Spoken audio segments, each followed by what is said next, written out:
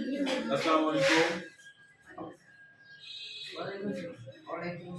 Cadet শিক্ষার্থীদের যে আজকে ষষ্ঠ শ্রেণীর গণিত বই থেকে আন্তর্জাতিক পদ্ধতিতে কথায় লিখো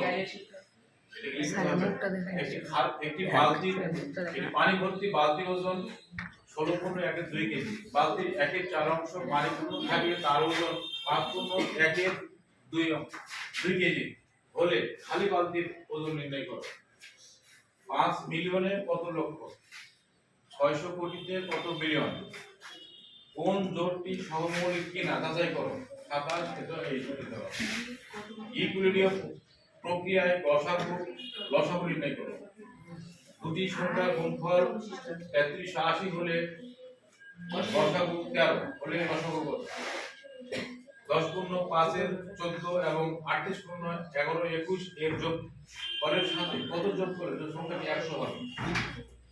লসাগু ও লসাগু নির্ণয় করো।